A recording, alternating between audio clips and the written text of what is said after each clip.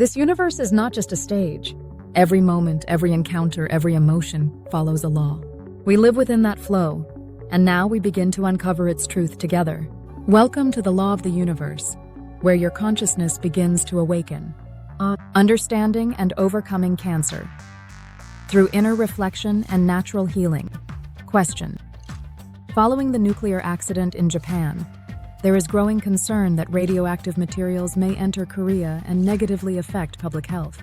As radiation is widely known to be a major cause of cancer, many fear a rise in cancer incidents. In such circumstances, how can we live without fear of cancer and maintain our health? Answer summary. 1.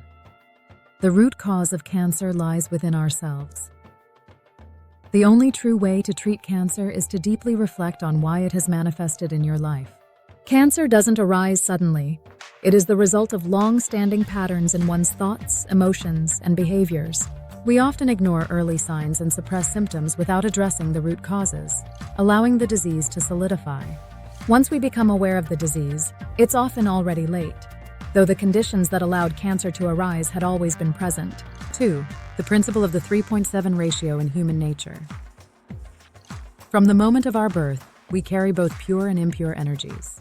In terms of spiritual and energetic composition, 30% of our being is made up of impure energy, often described as the seed of sin or karmic burden, while the remaining 70% is pure and virtuous. This 3.7 ratio aligns with the universal principle of cosmic operation. The 30% impure energy lies dormant as long as the 70% pure energy is strong and active. However, if we live contrary to truth and virtue, this balance shifts, and the dormant impure energy may be triggered. 3. Cancer and the role of stubbornness and emotional misconduct. A common trait among many cancer patients is strong stubbornness and an unwillingness to yield. When someone insists only their way is right, rejects other perspectives, and repeatedly reacts with anger, irritation, or blame, they are unknowingly nurturing the conditions for illness. These negative emotional responses weaken the positive energy and empower the impure one. 4. Prevention is better than repair. Shifting from external medicine to inner balance. Rather than relying solely on modern medicine, which focuses on organ replacement or drug treatment, the more effective approach is to cultivate a lifestyle that prevents illness in the first place. The best method is not to cut out disease after it appears, but to live in a way that does not allow the disease to arise. We must understand health from the perspective of inner energy, balance, and natural rhythms. 5. Natural healing and lifestyle transformation. True healing begins when you change your life rhythm. If your current environment and habits are causing illness, you must alter them. Take a walk, ride a bicycle, hike a mountain, or shout out to the sea at dawn. These actions, though they may seem simple, represent a shift in rhythm and mindset, which can lead to profound healing. When done consistently for about 100 days, many people experience recovery. Moreover, when we surrender our stubbornness and begin to accept help and advice with humility, we activate our inner healing potential. Meeting someone who offers you herbal remedies, for instance, may lead to healing not because of the substance itself, but because of the change in your attitude and receptiveness. 6. Accepting death as part of life. If you've been diagnosed with cancer and your time may be limited, it is important to prepare for the end with grace. Rather than clinging desperately to life, reflect on your mistakes, ask for forgiveness, express gratitude to those around you, and strive to leave behind meaningful words or teachings for your descendants. Such a mindset can often bring not only peace, but, in many cases, actual healing. Ironically, when people stop obsessively trying to survive and begin to accept their situation, their bodies often respond positively. On the other hand, those who cling with desperation often deteriorate faster. 7. Death, the afterlife, and spiritual responsibility. If a person dies in fear and desperation, their soul may linger in the lower realm, CHEON, and even negatively affect their descendants. This is why it is essential to face death with clarity and a clean heart. Those who pass away after deep reflection, acknowledgement of their wrongdoings, and sincere prayers often ascend to the middle realm, CHEON, avoiding karmic entanglements in the next life. Leaving behind a clear message, a reflective journal, or even a written apology to your parents, children, or community can become a legacy that illuminates others, even if your own life ended in illness. Such a death is noble and instructive. Final thoughts. In conclusion, cancer arises not from fate alone, but from our choices, habits, and emotional patterns. True healing requires a shift in mindset, a change in life rhythm, and sincere introspection. Instead of relying solely on modern medicine, we must learn to live in harmony with universal laws and restore balance to our inner selves. This kind of awareness is especially critical in today's society. Despite the increasing prevalence of cancer and chronic illnesses, very few people are engaged in the kind of self-reflective study that could prevent or even reverse these conditions. Now more than ever, we must turn inward, study deeply, and transform our lives from the inside out. Master CHEON Gong's teaching on cancer.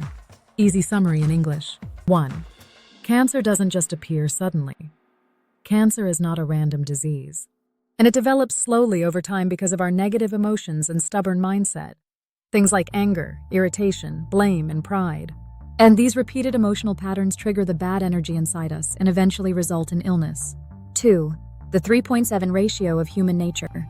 Every person is born with 30% impure energy and 70% pure energy.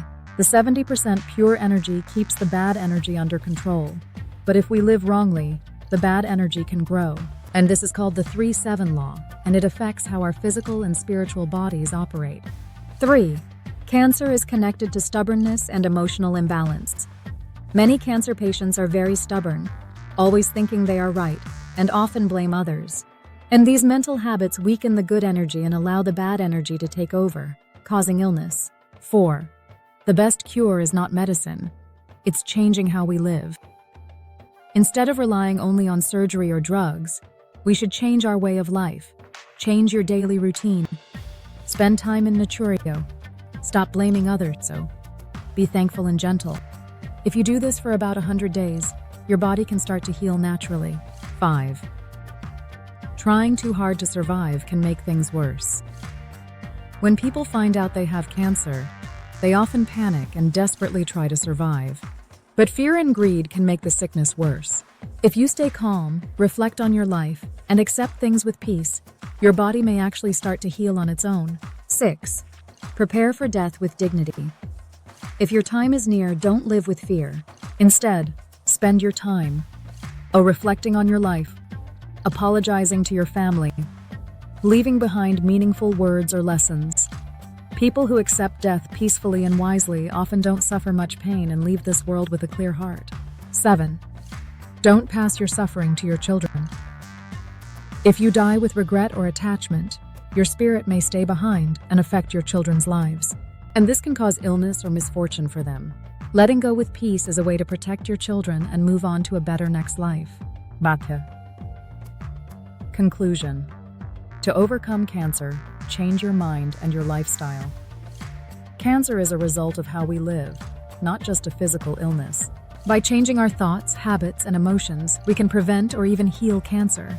And before turning to medicine, ask yourself, is my heart sick? Is my life off balance? That self-awareness is the true beginning of healing.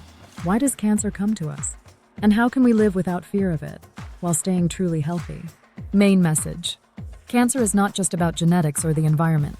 It often begins with emotions we've buried over time. Stubbornness, anger, irritation, resentment. These emotions awaken the impure energy within us, and that's when illness begins to form.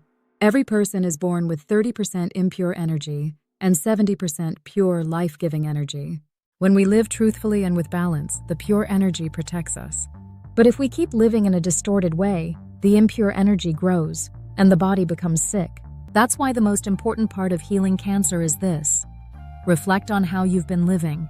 When we change our mindset, shift our daily rhythm, and reconnect with nature, the body starts to heal itself naturally.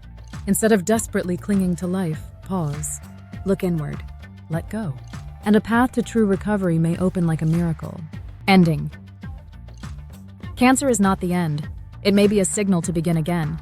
Not a punishment, but a chance to awaken. This is the story based on the above articles, The Descent. Jungwoo Lee was a successful lawyer in the heart of Seoul, busy, sharp, and always on the move. He lived his life like a machine. Late nights at the office were normal, and every relationship felt like a battle. Clients, colleagues, even his family. He kept them all at arm's length. Then one morning, a strange pain pierced his side. At first, he dismissed it, but the pain grew sharper, deeper. He went to the hospital. Stage 4 cancer. 6 months to live, if he was lucky.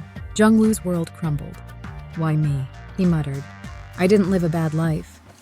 He started chemotherapy. His hair fell out. His body shriveled. His wife cried quietly every night beside his hospital bed.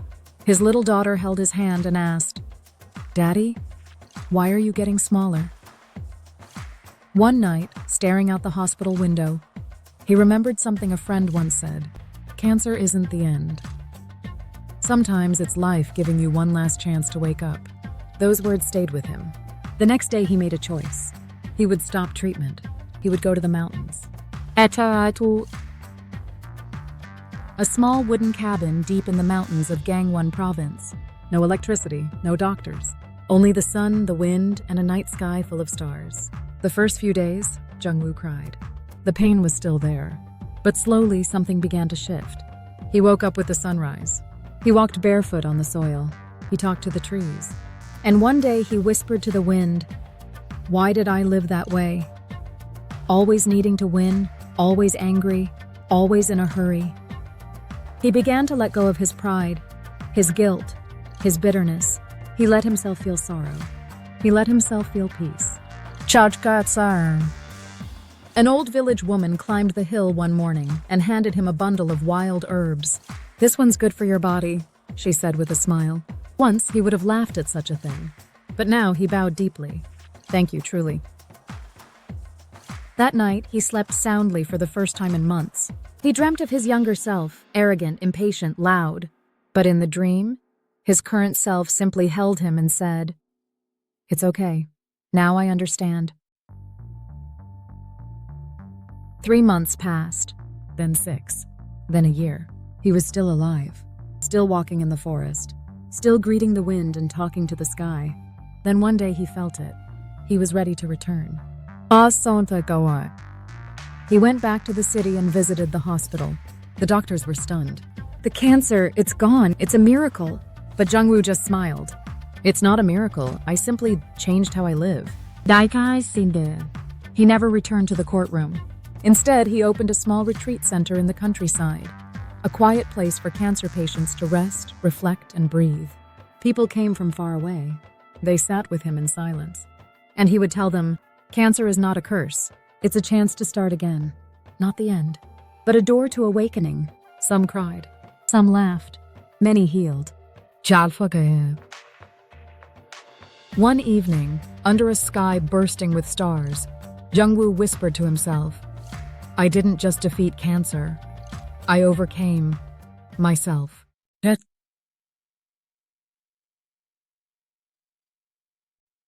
The end.